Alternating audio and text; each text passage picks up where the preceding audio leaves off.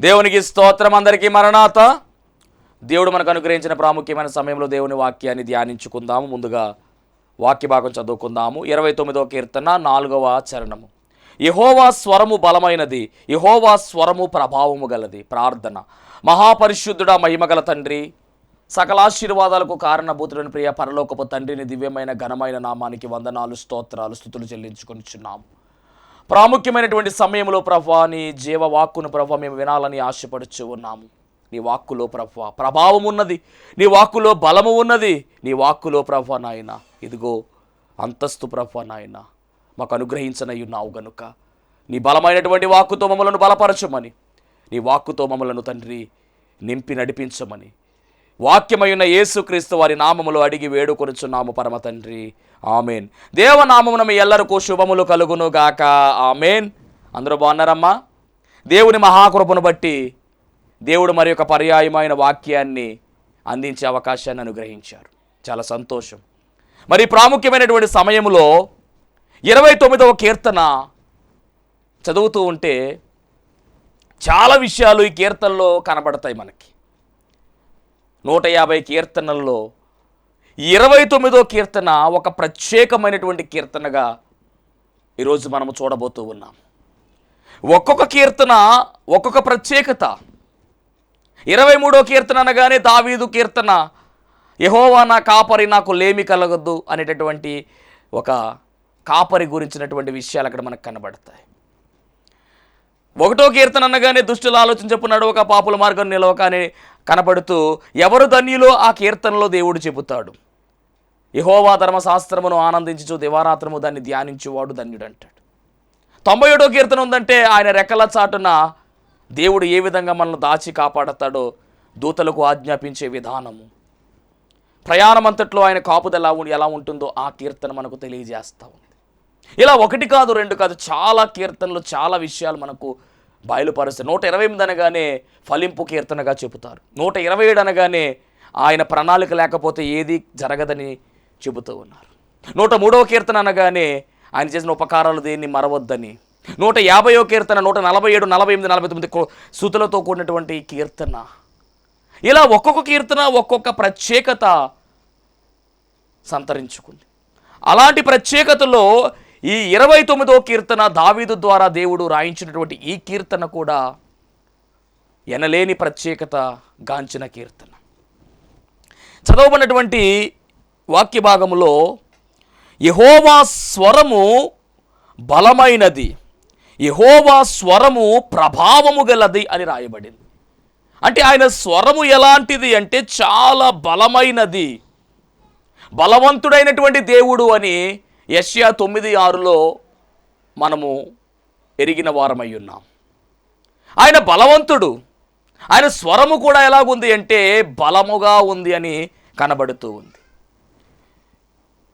అలాగే యెహోవా స్వరము జలముల మీద వినబడుచున్నది, మహిమగల దేవుడు ఉరుము వలె గర్జించుచున్నాడు, మహాజలముల మీద యెహోవా సంచరించుచున్నాడు. యెహోవా స్వరము అగ్ని జ్వాలలను ప్రజ్వలింపజేయుచున్నది, యెహోవా స్వరము అరణ్యమును కదిలించును, యెహోవా స్వరము లేళ్లను ఈనజేయును అని యెహోవా స్వరం అనేటటువంటి మాట దాదాపుగా 7 సార్లు రాయబడిందండి ఈ కీర్తనలో. 7 అనగా సంపూర్ణతకు సాదృశ్యము. 7 సార్లు ఎందుకు రాశారు అంటే ప్రకటన గ్రంథము 1:15 మనం చూస్తే 7 ఆత్మలు కలిగినటువంటి వాడుగా ఆయన పిలవబడ్డాడు. ఒక్కొక్క ఆత్మ ఒక్కొక్క స్వరాన్ని చూపిస్తూ ఉంది. పంచభూతాలను శాసించేవాడుగా ఆయన కనబడుతూ ఉన్నాడు. పంచభూతాలంటే మనందరికీ బాగా తెలుసు. భూమి, నీరు, నింగి, అగ్ని మనం చూస్తూ ఉన్నాం, గాలి, పంచభూతాలు. వీటిని ఆయన శాసించేవాడుగా ఉన్నాడు. అవును, దేవుని మాట వింటూ ఉన్నాయి. భూమి ఆయన మాట వింటుందని, ఆకాశం ఆయన మాట వింటుందని, గాలి ఆయన మాట వింటుందని, నీరు ఆయన మాట వింటుందని, నిప్పు ఆయన మాట వింటుందని మనం గతంలో నేర్చుకున్నాం. అంటే ఈ 7 ఆత్మలు కూడా పంచభూతాలను శాసిస్తూ ఉన్నాయి. అంత మాత్రమే కాదు, 7 ఆత్మలు కూడా 7 స్వరములుగా ఇక్కడ మనకు కనబడుతూ ఉన్నాయి. అందుకనే 7 సార్లు స్వరం అనే మాట రాయడం జరిగింది. ఆయన స్వరము ఎలాంటిది అంటే చాలా గంభీరమైనది, ప్రభావం కలిగినది. ఆయన స్వరముతోనే సమస్త సృష్టిని కలిగించాడు. పరిశుద్ధ బైబిల్ గ్రంథం పరిశీలన చేస్తే ఆదికాండం 1వ అధ్యాయములో ఆయన స్వరముతో మొట్టమొదటిగా పిలిచిన మాట ఏమిటి అంటే, ఆదికాండం 1:3, దేవుడు వెలుగు కమ్మని పలుకగా వెలుగు కలిగెను, ఆయన స్వరముతో వెలుగు కలుగునుగాక అనగానే, ఆయన నోటిని విప్పి వెలుగు కలుగునుగాక అనగానే ఆ స్వర శబ్దము ఏమిటి అంటే వెలుగు. ఆ వెలుగు కలిగింది. వెలుగు లేకపోతే మానవ మనుగడ లేదు. వెలుగు లేకపోతే మన పరిస్థితి ఏమవుతుందో గమనించండి. మనకు ఆహారం కావాలంటే వెలుగు ఉండాలండి. ఎందుకంటే మనకు ఆహారాన్ని ఇచ్చేటటువంటి మొక్కలు, వాటికి ఆహారం కావాలంటే సూర్యరశ్మి కావాలి, అంటే వెలుగు కావాలి. వెలుగుతోనే మానవ మనుగడ ఉంది కనుక వెలుగును ఆయన ముందుగా కలగచేశాడు. ఆయన మాట్లాడిన మొదటి మాట అదే, వెలుగు కలుగునుగా. కానీ స్వరముతో చెప్పగా వెలుగు కలిగింది. భూమి ఆకాశము సమస్తమును కూడా కలుగునుగా కనగా సమస్తము కూడా కలిగినగట్టుగా మనం చూస్తున్నాం. ఆయన స్వరముతో పిలిచేవాడుగా ఉన్నాడు. ఆయన చేసినటువంటి సర్వ సృష్టి, ఆ సృష్టిలో మెయిన్ పార్ట్ ఎవరు అంటే మానవులు. దేవుడు ఆదామును చేశాడు, అవ్వమును చేశాడు. దేవుని స్వరాన్ని విన్నటువంటి మొదటి మానవుడు ఎవరు అంటే ఆదాము. దేవుని స్వరాన్ని ఆయన విన్నాడు, దేవుని మాటను ఆయన విన్నాడు. గమనిస్తున్నారా? ఆదాము అవ్వలను దేవుడు చేశాడు. చేసిన తరువాత వారిరువురిని కూడా ఏదెను తోటలో ఉంచాడు. ఏదెను తోటలో అన్ని వృక్ష ఫలాలు మీరు తినవచ్చు, కానీ తోట మధ్యలో ఉన్నటువంటి ఆ వృక్ష ఫలాన్ని మీరు తినకూడదని దేవుడు ఆజ్ఞాపించాడు. దేవుని స్వరముతో తెలియచేశాడు, ఆజ్ఞ ఇచ్చాడు దేవుడు. గమనించండి, ఆ ఏదెను తోటలో దేవుడు చల్లపూట వేళన వారిని కలుసుకునేవాడు, వారితో మాట్లాడేవాడు, వారికి స్వరాన్ని వినిపించేవాడు. అదే సమయంలో సాతాను సర్పరూపంలో వచ్చి మరొక స్వరాన్ని వినిపించింది. అది సాతాను స్వరము. వెలుగుతో వేసములే వాడు వస్తాడు, జాగ్రత్త. దేవుని స్వరం ఒక ప్రక్కన, సాతాను స్వరం ఒక ప్రక్కన. దేవుని స్వరం ఏమి చెప్పింది అంటే, మీరు తోట మధ్యలో ఉన్నటువంటి వృక్ష ఫలమును తింటే చస్తారు అని చెప్పింది. సాతాను స్వరం ఏమంటుందో తెలుసా? సర్పరూపంలో వచ్చింది, సర్పము నిలబడింది, మాట్లాడుతూ ఉంది. మాట్లాడేది ఎవరంటే సాతాను. అంటే మరొక స్వరం అక్కడ పనిచేస్తుంది. ఆ స్వరం ఏముంటుందంటే దైవ స్వరానికి వ్యతిరేకంగా మాట్లాడుతూ ఉంది. మీరు చావనే చావరు, మీరు తినుదినమున మీకు శక్తులు వస్తాయి, మీరు తినుదినమున మీరు ఇలా తయారైపోతారు, ఇలా మారిపోతారని ఆశలు చూపిస్తున్న స్వరం అది. లోకాశల్లోనికి తీసుకుని వెళ్తున్న స్వరం అది. సాతానుగాడి యొక్క స్వరం ఎలాంటిదంటే లోకాశలలోనికి తీసుకుని వెళ్ళిపోయే స్వరం అది.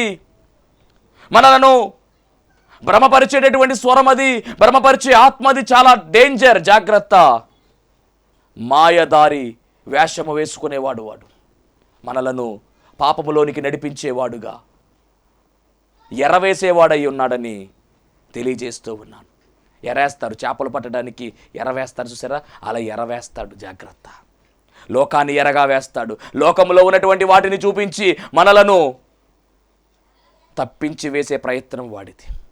దేవుని స్వరం ఏమి చెబుతుందంటే, ఆ తోట మధ్యలో ఉన్నటువంటి వృక్ష ఫలాన్ని మీరు తింటే చేస్తారని చెప్తే, ఇక్కడ సాతానుగాడు స్వరం ఏం చెప్తుందంటే మీరు చావనే చావరు. అంటే దేవుడు చెప్పిన దానికి వ్యతిరేకంగా మాట్లాడేది ఎవరు అంటే సాతాను, జాగ్రత్త. దేవుని వాక్యాన్ని మార్చి చెప్పేది ఎవరంటే సాతానే. కాబట్టి గ్రహించుకోవాలి, ఏది దేవుని స్వరము, ఏది మానవ స్వరము, ఏది సాతాను స్వరము. మనం గమనించుకోకపోతే, గ్రహించుకోకపోతే చాలా ప్రాబ్లమ్స్ మనకి ఎదురవుతాయి. వాక్యం పెట్టిన దేవుని బిడ్డలారా, గమనిస్తున్నారు ఈ మాట? దేవుని స్వరం ఏమిటో, ఆ స్వర మాధుర్యం ఏమిటో మనం గ్రహించుకోవాలి. ఎప్పుడైతే ఆదాము అవ్వమ్మలు తప్పు చేశారో అప్పుడు ఆ స్వరము గురించి మనం ఆలోచన చేస్తున్నాం. వింటున్నారా? ఆదాము కన్నా ముందు అవ్వమ్మ ఏం చేసిందంటే సాతాను యొక్క స్వరాన్ని విని ఆ స్వరము చెప్పినట్టుగా చేసింది, వృక్ష ఫలము తిన్నది.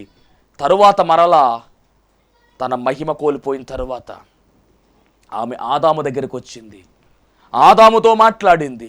ఇప్పుడు మనం ఆలోచన చేయవలసిన విషయం ఏంటంటే, తిమోతి పత్రికలో ఒక మాట ఉంటుంది, ఆదాము మోసపరచబడలేదు. మొదట అంటే సాతాను మొదట ఆదాము దగ్గరికి వచ్చే ఉండొచ్చు, కానీ ఆదాము లొంగల. ఆదాముకు దేవుని స్వరం ఏదో సాతాను స్వరం ఏదో అర్థమైపోయింది. కానీ ఇప్పుడు ఏం జరిగిందంటే సాతాను, సర్పరూపంలో వచ్చిన సాతాను ఇప్పుడు ఏం చేసిందంటే అవ్వమ్మలోకి ప్రవేశించి తను తిన్నటువంటి ఆ పండును ఆదాము తినేలా చేసింది. చూసారా, ఇద్దరూ కూడా పండు తినేశారు. ఇద్దరూ కూడా ఏమయ్యారంటే మహిమ కోల్పోయారు. మహిమ కోల్పోయినటువంటి వారు పాపములోనికి వెళ్ళిపోయారు. సరిగ్గా అదే సమయములో వారు దిగంబరులని అర్థమైపోయింది, చెట్టు చోటన ఉన్నారు. అదే సమయంలో చల్లపూటను ఆదామును అతని భార్యయు తోటలో సంచరించిన దేవుడని యెహోవా స్వరమును విని దేవుడని యెహోవా ఎదుటికి రాకుండా తోట చెట్ల మధ్యను దాక్కుంటున్నారంటండి. చూసారా, పాపం ఎప్పుడైతే చేస్తారో ఆ పాపము భయాన్ని కలిగిస్తుంది. ముందుకు రావట్లా. అప్పుడు దాకా ముందుకు వచ్చేవారు, కానీ ముందుకు రావట్లా. ఎక్కడ దాక్కున్నారంటే తోట చెట్ల వెనకాల దాక్కున్నారు. ఆదామా ఆదామా ఎక్కడ అని అడిగితే ఆదాం అంటున్నాడు, నేను తోటలో నీ స్వరం వినినప్పుడు దిగంబరనగా నుంటిని కనుక భయపడి దాక్కుంటాను. అంటే భయపడుతూ ఉన్నారు. నీ స్వరాన్ని విన్నాను, స్వరం వింటే స్వరానికి భయపడిపోతున్నాను. అంతే పాపము వీరిలో ఉంది. చూసారా, భయం మొదలైంది. అంటే ఏది దైవ స్వరము ఏది సాతాను స్వరము వారు గ్రహించుకోలేని కారణంగా పాపాన్ని చేశారు. దేవుని స్వరానికి కూడా వారు దూరం అయిపోయారు. శాపం వచ్చింది, ప్రయాస వచ్చింది, తోటలో నుంచి నెట్టివేయబడ్డారు. కాబట్టి నేను చెప్తున్నటువంటి మాట ఏమిటంటే దేవుని స్వరాన్ని మనం గ్రహించుకోవాలండి. సాతాను కూడా వెలుగుదూత వేషం వల్లే వచ్చి వాడి స్వరాన్ని వినిపిస్తాడు. ఏది దైవ స్వరము ఏది మానవ స్వరము ఏది సాతాను స్వరం మనం తెలుసుకోలేకపోతే భ్రష్టులైపోతాము. జాగ్రత్త.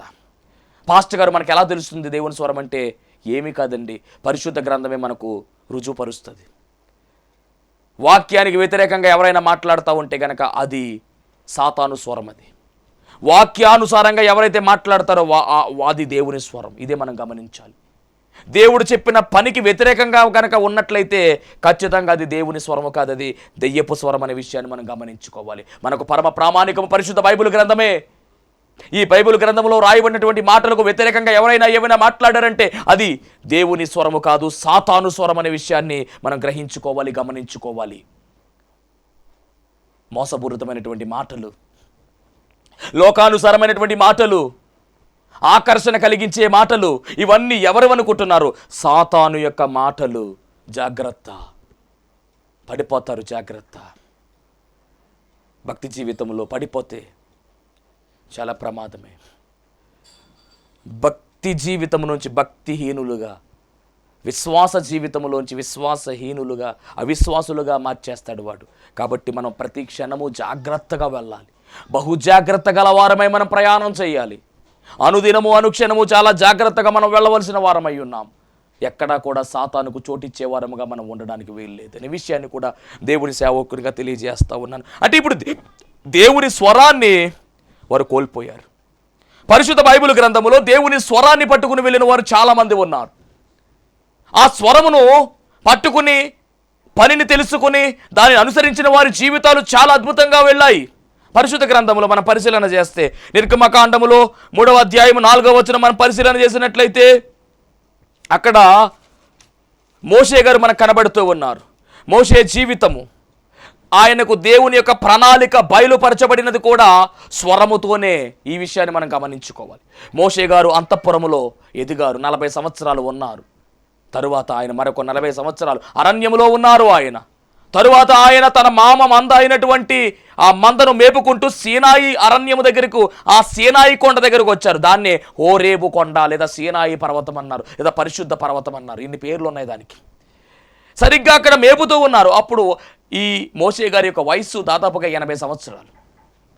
ఒంటరిగా ఉండి మందను మేపుతూ ఉండగా కొండ మీద ఒక అద్భుతం కనబడుతూ ఉంది. ఆ అద్భుతం ఏమిటి అంటే పొద మండిపోతుందంట. అగ్ని వలన పొద మండుచుండెను కానీ పొద కాలిపోవట్లా. పొద మండిపోతుంది కానీ పొద కాలిపోవట్లా. ఇదేమిటిది? ఈ మిరాకిల్ ఏమిటి? ఈ మిరాకిల్ ఏమిటి అని చెప్పేసి కొండెక్కేస్తున్నారు పైకి. కొండెక్కుతూ ఉంటే అక్కడ ఏం జరిగిందో చదువుకుందాం. మోషే మిద్యాను యాజకుడిని ఇత్రోను తన మందను మేపుచ్చు ఆ మందను అరణ్యము అవతలకు తోలుకొని దేవుని పర్వతమైన హోరేబునకు వచ్చెను. ఒక పొద నడిమిని అగ్ని జ్వాలలో యెహోవా దూత అతనికి ప్రత్యక్షమాయెను. అతడు చూచినప్పుడు అగ్ని వలన ఆ పొద మండుచుండెను గాని పొద కాలిపోలేదు. అప్పుడు మోషే ఆ పొద ఎలా కాలిపోలేదో నేను వెళ్ళి ఆ తట్టు వెళ్ళి గొప్ప వింత చూచుదని అనుకుని దానిని చూచుటకు అతడు ఆ పర్వతం మీదకు వెళుతూ ఉన్నాడు. అప్పుడు యెహోవా చూచెను. ఆ దేవుడు ఆ పొద నడుము నుండి మోషే మోషే అని పిలిచెను. అందుకు అతడు చిత్తము ప్రభువా నేను. పిలుస్తూ ఉన్నాడు దేవుడు మోషే మోషే అని. ఎక్కడి నుంచి? పొద నడుమలోంచి పిలుస్తూ ఉన్నాడు. పిలుస్తూ ఉంటే చిత్తము ప్రభువా అన్నాడు. అందుకు ఆయన, నీవు దగ్గరకు రావద్దు, నీ పాదముల నుండి చెప్పులు విడువము, నీవు నిలిచిన స్థలం పరిశుద్ధ ప్రదేశము అని ఆయన చెప్పగా, మరియు ఆయన, నేను నీ తండ్రి దేవుడను, అబ్రహాము ఇస్సాకు దేవుడను, యాకోబు దేవుడను అని చెప్పగా, మోషే తన ముఖము కప్పుకొనగా దేవుని వైపు చూడ వెరచెను. మరియు యెహోవా ఇట్లనే, నేను ఐగుప్తులను. మొత్తం మీదండి స్వరముతో దేవుడు పిలిచాడు. మోషే స్వరముతో పిలువబడ్డాడు. దేవుని యొక్క మాట విన్నటువంటి చరిత్ర మనకి కనబడుతూ ఉంది. దేవుని యొక్క స్వరాన్ని ఆయన ఆలకిస్తూ ఉన్నాడు. మోషే మోషే, నేను నీ పితరుల దేవుడను, నీ తండ్రి అయినటువంటి అబ్రహాము దేవుడను, ఇస్సాకు దేవుడను, యాకోబు దేవుడను. ఇప్పుడు నీకు దేవుడుగా నేను ఉండబోతూ ఉన్నాను. నేను ఏర్పాటు చేసుకున్నటువంటి ఒక సాధకము. నిన్ను రూపొందించుకున్నాను, నేను ఏర్పాటు చేసుకున్నాను. నా పిలవబడినటువంటి జనాంగానికి నీవు పిలవబడినటువంటి నాయకుడవు. నేను ఏర్పాటు చేసుకున్నటువంటి ఈ జనాంగానికి వారిని నడిపించడానికి నేను ఏర్పాటు చేసుకున్నటువంటి నాయకుడు నీవయ్యా అని మోషే గారికి దేవుడు చెబుతున్నాడు.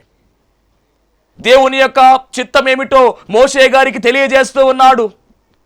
మోషే గారి నిమిత్తము, మోషే గారి విషయంలో దేవుని చిత్తం ఏమిటో దేవుడే బయలుపరుస్తున్నాడు. ఎలాగా అంటే కాలిపోతున్నటువంటి ఆ యొక్క పొదలో నుంచి, మండిపోతున్నటువంటి ఆ పొదలో నుంచి, మండిపోతున్నటువంటి ఆ పొదలో నుంచి దేవుడు మాట్లాడుతూ ఉన్నాడు. అది కాలిపోవట్లేదంట, మాట్లాడుతూ ఉన్నాడు. ఇశ్రాయేలు ప్రజలు నడిపించాలి, ఐగుప్తు దేశంలో నుంచి వారిని తోలుకుని రావాలి, వారికి నువ్వు నాయకుడుగా ఉండాలి, నేను చెప్పే ప్రతి మాట వారికి తెలియచేయాలి, వారికి నేను వాగ్దానం చేసినటువంటి వాగ్దత్వ భూమిలోనికి నడిపించడానికి నేను నాయకుడిగా ఏర్పాటు చేశాను, నీకు తోడుగా ఉంటాను. పగలు మేఘ స్తంభములో, రాత్రి అగ్ని స్తంభములో ఆయనే ఉండి వారిని నడిపించాడు. వారికి ఆహారము కావలసి వచ్చినప్పుడు, వారు సనుక్కుంటూ ఉన్న సమయములో ఆహారము కావాలంటే ఆహారము, నీళ్లు కావాలంటే నీళ్లు, ఏమి కావాలంటే అవి అన్ని సమకూర్చినటువంటి దేవుడు ఆయన తోడుగా ఉండి నడిపిస్తే ఎలా ఉంటుందో ఇశ్రాయేలీయుల యొక్క జీవితంలో మనము చూడవలసిన వారమై ఉన్నాము. ఆయన తోడుగా ఉంటే ఏ మేలు కూడా కొదువై ఉండదు. ఆయన తోడుగా ఉంటే ఏ శత్రువు కూడా మనల్ని ఏలుబడి చెయ్యలేడు. ఆయన తోడుగా ఉంటే ఏది కూడా మనలను ఏమీ చెయ్యలేదు. దేవునికి మహిమ కలుగును గాక. నీ కష్టాన్ని చూసి, నీ బాధను చూసి, నీ బలహీనతను చూసి అయ్యో నా బ్రతికేంటి ఇలా అయిపోయిందని నువ్వు బాధపడుతున్నావా? వద్దు. ఆయన తోడుగా ఉంటే యోసేపు జీవితాన్ని మార్చివేసిన దేవుడు ఆయన తోడుగా ఉండి మోషే జీవితాన్ని మార్చివేసిన వాడు ఆయన తోడుగా ఉండి దావీదు జీవితాన్ని మార్చివేసిన వాడు ఆయన తోడుగా ఉండి దానియేలు జీవితాన్ని మార్చివేసిన వాడు ఆయన తోడుగా ఉంటే ఏదైనా సాధ్యమే. దేవునికి మహిమ కలుగునుగాక. ఆయన తోడు లేకపోతే మనం ఏమీ చేయలేం. ఇక్కడ నేను పగలు మేఘస్తంభంలో, రాత్రి అగ్ని స్తంభంలో వారితో ఉంటాను, నడిపిస్తా. నువ్వు నాయకుడుగా ఉండాలని మోషే గారిని ఒక పెద్ద పనికి పిలుస్తూ ఉన్నాడు. స్వరముతో పిలుస్తూ ఉన్నాడు, స్వరాన్ని వినిపించి పిలుస్తూ ఉన్నాడు. ఎందుకంటే చూడడానికి కుదరదు. ఆయన స్వరం వింటూ ఉన్నాడు. ముందు సాకులు చెప్పాడు.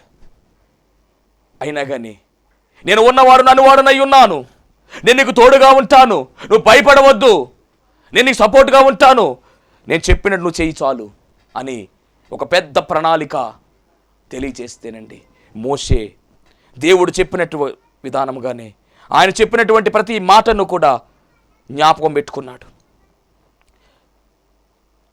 అంత మాత్రమే కాదండి, ఆ ప్రయాణం అంతట్లో ఒక బలమైనటువంటి సాధనంగా మోషే దేవుని యొక్క ప్రణాళికలో వాడబడ్డాడు. ఒకానొక సమయంలో దేవుడు అంటూ ఉన్నాడు, మోషే నేను నీతో మాట్లాడుతూ ఉన్నాను, బాగానే ఉంది, మరి ప్రజలు నా మాట వినాలి, నేను నీతో మాట్లాడుతున్నటువంటి సంగతి వారు తెలుసుకోవాలి. అందుకని సీనాయి పర్వతం మీద దిగి వస్తాను, నా స్వరాన్ని వారికి వినిపిస్తానని దేవుడు చెబుతున్నాడు. చదువుదాం ఒకసారి అన్నమాట. నిర్గమకాండం 19వ అధ్యాయము 9వ వచనం. యెహోవా మోషేతో, ఇదిగో నేను నీతో మాట్లాడునప్పుడు ప్రజలు నిరంతరము నీ యందు నమ్మకముంచునట్లు నేను కారు మబ్బులలో నీ యొద్దకు వచ్చేదని చెప్పాను. చూసారా, నేను వస్తాను, వారితో మాట్లాడతాను. ఎక్కడికంటే కారు మబ్బులలో దిగి వస్తాను. దానికోసం ఎలా ఉండాలో కూడా ఇక్కడ రాయబడింది. నిర్గమకాండ 19వ అధ్యాయంలో చదువుకుందాం. నిర్గమకాండ 19వ అధ్యాయం 9వ వచనం.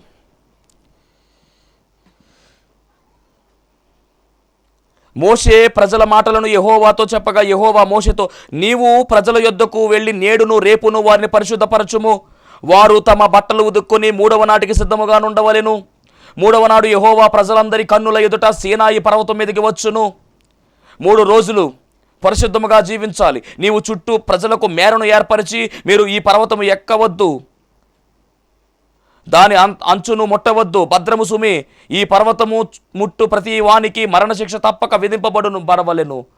ఎవరు దానిని ముట్టుకోకూడదు. అంటే అంత పరిశుద్ధం. ఎందుకంటే నేను పరిశుద్ధుడు, నేను దిగి వస్తున్నా నా పర్వతం మీదకి, నా స్వరం వారు వింటారని చెప్పాడు. ఆయన చెప్పిన మాదిరిగానే దిగి వచ్చాడు. ఆయన స్వరాన్ని వినిపించాడు. కానీ ఏం జరిగిందో ఒక్కసారి ఆలోచన చేద్దాం. నిర్గమకాండం 20:18 రాయబడినమాట. ప్రజలందరూ ఆ ఉరుములు, ఆ ధ్వనియు, ఆ పర్వత ధూపమును చూచి భయపడి తొలగి దూరముగా నిలిచి మోషేతో ఇట్లనిరి, నీవు మాతో మాట్లాడుము, మేము విందుము. దేవుడు మాతో మాట్లాడినలా మేము చనిపోవుదుము. అంటే దేవుని స్వరము ఎంత ప్రభావము గలదో కనబడుతూ ఉంది. దేవుడు మాట్లాడుతూ ఉంటే వారు భయపడిపోతూ ఉన్నారు. వారు అంటున్నారు కదా, అయ్యా మోషే, నువ్వు దేవుడి మాట విను, ఆయన స్వరం విను, ఆయన ఏం చెప్తుంది విను, మాకు నువ్వు చెప్పు. దేవుడు చెప్తే మేము ఒంట్లో పోతాం, చెవులు పనిచేయట్లా మాకు అని ఒక రకమైన భయము వారిలో కలిగింది. దేవునికి మహిమ కలుగును గాక. అంటే ఆ స్వరం ఎంత ప్రభావం కలిగిందో. ఆ స్వరాన్ని మోషే విన్నాడు. ఆ కొండ మీదకు మోషే వెళ్ళాడు. అంటే మోషే ఎంత పరిశుద్ధమైన జీవితాన్ని కలిగి ముందుకు వెళుతున్నాడు మనం గమనించాలి. అంటే దేవుని స్వరాన్ని మనం వినాలి అంటే పరిశుద్ధముగా మనము జీవించాలి, పరిశుద్ధముగా మనం ఉండాలి. ఆయన స్వరాన్ని మనం వినాలంటే ఖచ్చితంగా వినాలి. నా గొర్రెలు నా స్వరము వినును అని రాయబడిన మాట. ఆయన గొర్రెలుగా మనం ఉన్నాము. వధువు సంఘము ఖచ్చితంగా ఓడైన యేసుక్రీస్తు ప్రభువు వారి మాట వినాలి. ఆయన స్వరాన్ని గుర్తుపట్టాలి. రోదే అనేటటువంటి చిన్నది పేతురు గారు వచ్చినటువంటి సమయంలో పేతురు డోర్ లాక్ చేస్తూ ఉంటే, డోర్ కొడుతూ ఉంటే లోపల ఉన్నటువంటి ఆ చిన్న రోదే వచ్చినది పేతురని గుర్తుపట్టింది. కానీ ఆ లోపల పేతురు కోసం ప్రార్థన చేస్తున్న వారు ఎవరు కూడా గుర్తుపట్టలా. అంటే తన సంఘ కాపరిగా ఉన్నటువంటి పేతురు స్వరాన్ని ఆ చిన్నది గుర్తించినట్టుగా మన కాపరిగా ఉన్నటువంటి, మన వరుడుగా ఉన్నటువంటి యేసుక్రీస్తు ప్రభువు వారి స్వరాన్ని మనము గుర్తించవలసిన వారమై ఉన్నాము. ఆయన స్వరము యొక్క గొప్పతనాన్ని మనము తెలుసుకోవలసిన వారమై ఉన్నాము. ఆయన స్వరము ఎలా ఉంటుందో మనము కనిపెట్టవలసిన వారమై ఉన్నాము. దేవునికి మహిమ కలుగును గాక. నా గొర్రెలు నా స్వరాన్ని వినును అన్నాడు. అందుకని ఏది దేవుని స్వరమో, ఏది దైవ స్వరమో తెలుసుకోవాలి. ఆ స్వరాన్ని వినేవారముగా మనం ఉండాలి. మోషే ఉన్నాడండి, విన్నాడు మోషే ఆయన స్వరాన్ని, కంఠస్వరాన్ని విన్నాడు ఆయన. నిర్గమకాండం 19:19 మనం పరిశీలన చేస్తే ఒక మాట మనకు కనపడుతుంది. ఆ బోరధ్వని అంతకంతకు బిగ్గరగా మ్రోగని మోషే మాటలాడుచుండగా దేవుడు కంఠస్వరము చేత అతనికి ఉత్తరం ఇచ్చుచుండెను. హల్లెలూయా! ఎంత అద్భుతమైనటువంటి మాటో ఇది. మోషే మాట్లాడుతున్నాడు. సీనాయి పర్వతము అగ్నితో మండిపోతా ఉంది. దేవదేవుడు కారు మబ్బులలో నుంచి, అగ్నిలో నుంచి దిగి వచ్చి మాట్లాడాడంటండి. ఆయన అగ్ని మండుతా ఉంటే ఆ మంటలో నుంచి మాట్లాడుతూ ఉన్నాడు. మోషే పర్వతం మీదే ఉన్నాడు. మేరను ఏర్పాటు చేశారు, కానీ మోషే పైకి వెళ్ళాడు. దేవుడు రమ్మన్నాడు. చూసారా, మోషే అడుగుతా ఉంటే కంఠస్వరముతో ఆయన సమాధానం చెప్తున్నాడంట. అంటే మోషే గారు దేవుని స్వరాన్ని విన్నాడు అంటే విన్నాడు. అందుకని మోషే గారి జీవితాన్ని మనం పరిశీలన చేస్తే అద్భుతమైనటువంటి జీవితం అది. మోషే గారి యొక్క భక్తి జీవితము కావచ్చు, మోషే గారి యొక్క ప్రార్థనా జీవితము కావచ్చు, దేవుని మీద పూర్తిగా ఆధారపడినటువంటి జీవితము, దేవుడు ఏం చెప్తే అది చేయడానికి సిద్ధమైపోయినటువంటి జీవితము, దేవుని యొక్క చిత్తానుసారముగా నడుచుకున్నటువంటి జీవితము మోషే గారి జీవితము. అందుకనే ఆయన అంటున్నాడు కదా, మీలో నుంచి పుడతాడు నా వంటి పూర్ణ ప్రవక్త. ఆ పూర్ణ ప్రవక్త ఎవరో కాదు, నజరేయుడైన యేసుక్రీస్తు ప్రభువారే. దేవునికి మహిమ కలుగును గాక. మోషే గారి యొక్క భాగ్యము చాలా గొప్పది. ఇశ్రాయేలు ప్రజలను నడిపించడానికి ఒక అద్భుతమైనటువంటి నాయకుడిగా దేవుడు ఏర్పాటు చేసుకున్నాడు.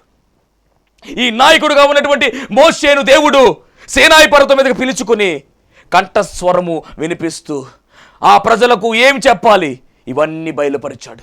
ధర్మశాస్త్రాన్ని బయలుపరిచాడు, ఆజ్ఞలను బయలుపరిచాడు, కట్టడలను బయలుపరిచాడు, విధులను బయలుపరిచాడు. ప్రజల పట్ల ప్రజలు ఏ విధముగా ఉండాలి, దేవుని పట్ల ప్రజలు ఎలా ఉండాలి, ఎలా నడుచుకోవాలి, ఇవన్నీ కూడా మోషే గారికి బయలుపరిచాడు. ప్రత్యక్ష గుడారం గురించి చెప్పబడింది మోషే గారితోనే. దేవుని యొక్క పిల్లలు ఎలా జీవించాలో, ఎలా ఉండాలో, నీతిమంతులు ఎలా జీవించాలో, ఇవన్నీ కూడా మోషే గారి ద్వారా దేవుడు తెలియచేయించాడు. అందుకని ఇశ్రాయేలు ప్రజలు అంటారు కదా, ధర్మశాస్త్రం మోషే ద్వారా బయలుపరచబడింది అంటారు. సరే, ఇశ్రాయేలు ప్రజలకు ఒక మూల పురుషుడుగా ఈ మోషే కనబడుతున్నాడు. తోరా మోషే ద్వారా బయటకు వచ్చిందంటారు. కారణం తెలుసా? స్వరముతో పిలవబడ్డాడంటే. ఈరోజు ఆయన స్వరంతో నువ్వు పిలవబడుతున్నావా? ఆయన స్వరాన్ని వింటున్నావా? ఆయన మాట వినగలుగుతున్నావా? ఆయన స్వరాన్ని నువ్వు విని ముందుకు వెళ్ళగలుగుతున్నావా? ఇదే నా ప్రశ్న. ప్రార్థన చేసుకుంటున్నావు, అవసరాలు అడుగుతున్నావు, అక్కర్లు అడుగుతున్నావు, అయిపోతుంది. కాదు, అక్కడ నుంచి సమాధానం మనం పొందుకోవాలి. ఆ మాట మనం వినాలి. కంటిన్యూ. ఆ మాట మనం వినాలి. ఆయన స్వరాన్ని విన్నటువంటి వారి జీవితాలు బాగుపడ్డాయి. ఆయన స్వరాన్ని విన్నటువంటి వారి జీవితాలు అద్భుతంగా దేవుని పరిచర్యలో వాడబడ్డారు. వారు ఈ రోజున దేవుని పిల్లలుగా మనం పిలవబడుతున్నాం అంతే. కానీ దేవుని పిల్లలుగా ఉన్నటువంటి మనము తండ్రిగా ఉన్నటువంటి ఆయన స్వరాన్ని, వరుడుగా ఉన్నటువంటి ఆయన స్వరాన్ని మనం వినాలి. ఆయన స్వర మాధుర్యాన్ని మనము తెలుసుకోవాలి. ఆయన ప్రణాళిక, గాడ్స్ ప్లాన్ ఏమిటో మనము తెలుసుకోవాలి. దేవుని చిత్తం ఏమిటో మనము ఎరిగిన వారమై ముందుకు వెళ్ళాలి. గురి కలిగినటువంటి జీవితాలు మనం కలిగి ఉండాలంటాడు పౌలు గారు. గురి ఎద్దుకే పరిగెత్తుతారని అంటాడు ఆయన. మంచి పోరాటం పోరాడి తిని, నా విశ్వాసము కాపాడుకుంటుని, నా పరుగు కడముట్టించి తిని, నా కొరకు నీతి కిరీటము ఉంచబడి ఉన్నది. నా కొరకు మాత్రమే కాదు మిత్రులారా, మీ కొరకు కూడా నీతి కిరీటం ఉంచబడి ఉన్నది అంటాడు ఏకంగా ఆయన. విశ్వాసమును కాపాడుకుంటూ గురి యొద్దకే పరిగెత్తాడు ఆయన. ఒక గురి ఉండాలి. మహాపరిశుద్ధుడ, మహిమగల తండ్రి, ప్రేమ స్వరూపి, దయగల యేసుక్రీస్తు ప్రభువా, నీ ఘనమైన నామానికి వందనాలు, స్తోత్రాలు, స్తుతులు చెల్లించుకుంటున్నాం. ఈ శ్రేష్టమైనటువంటి సమయంలో ప్రభువా, నీ స్వరం యొక్క మాధుర్యం గురించి మీరు మాతో మాట్లాడి ఉన్నారు. మాట్లాడినటువంటి ప్రతి మాటను కూడా ప్రభువా, ఇదిగో మేము నిర్లక్ష్యం చేయకుండా నీలో సాగిపోవడానికి ప్రభువా, బలమైనటువంటి పాత్రగా వాడబడడానికి ఆ మాటలను ఉపయోగించుకుంటూ నీ స్వరాన్ని వింటూ ముందుకు సాగే ధన్యత మా ఎల్లరికూ దయచేయమని యేసు పరిశుద్ధ నామములో అడిగి వేడుకొనుచున్నాం పరమ తండ్రి, ఆమేన్. అందరికీ మరణాత. దేవునికి స్తోత్రం. అందరికీ వందన మరణాత తెలియజేస్తున్నాను. మరణాత మహిమస్వరం అనే ఆధ్యాత్మిక కార్యక్రమాన్ని వీక్షిస్తున్న మీ అందరికీ కూడా మరొక పర్యాయము ప్రభు పేర వందన మరణాత తెలియజేస్తూ ఉన్నాను. మరి ఈ కార్యక్రమము ఎంతో ఆశీర్వాదంగా ఉందని, ఈ కార్యక్రమం ద్వారా ఎన్నో మేలు పొందుకున్నామని మరి మీరు అందరూ కూడా ఫోన్ కాల్ చేస్తూ ఉన్నారు. చాలా సంతోషము. ఎన్నో అద్భుత ఆశ్చర్యకార్యాలు దేవాదేవుడు ఈ కార్యక్రమం ద్వారా జరిగిస్తూ ఉన్నారు. దేవుని నామమునికి మహిమ కలుగునుగాక. మరి మీరు చూస్తున్నటువంటి ఈ యొక్క షెడ్ గురించి గతంలో మీకు చెప్పడం జరిగింది. యజమానుడు మరి దీన్ని బేరం పెట్టారని చెప్పేసి, దీన్ని తీసుకుంటే ఇక్కడ ఆరాధన జరుగుతుంది, లేకపోతే మనం బయటికి వెళ్ళాలనేటువంటి పరిస్థితిని మీకు చెప్పినందుకు చాలామంది మరి సహకరించారు. కొంతమంది మరి అమౌంట్ పంపించడం జరిగింది, అలాగే ప్రార్థన చేయడం జరిగింది. దేవుని మహాకృపను బట్టి పంపించినటువంటి కొంత అమౌంట్ మరి యజమానుడికి కట్టడం జరిగింది. ఇంకా చాలా అమౌంట్ మనము వారికి ఇవ్వాల్సి ఉంది. కనుక మరి ఈ కార్యక్రమాన్ని వీక్షిస్తున్నటువంటి మీకు ఎవరికైనా కనుక ప్రేరేపణ కలిగినట్లయితే కనుక మరి మీ వంతు సహకారాన్ని అందించండి. ఈ దేని సేవకునికి మీ యొక్క సహకారం అందించి ఈ సేవను మరి ముందుకు వెళ్ళేలాగా సహకరించవలసిందిగా ప్రభు పేరు తెలియజేస్తూ ఉన్నాను. మీకు ఎవరికైనా కనుక మరి ప్రేరేపణ కలిగినట్లయితే కనుక స్క్రీన్ మీద కనపడుతున్నటువంటి ఆ నెంబర్కి ఫోన్పే చేయండి, లేదా ఫోన్ చేసినట్లయితే కనుక నేనే స్వయంగా మాట్లాడతాను. మీ సహకారాన్ని అందించండి. ప్రభు పనిలో మీరు కూడా పాలి భాగస్తులు కావాల్సిందిగా ప్రభు పేరు తెలియజేస్తున్నాను. అందరికీ మరణాత.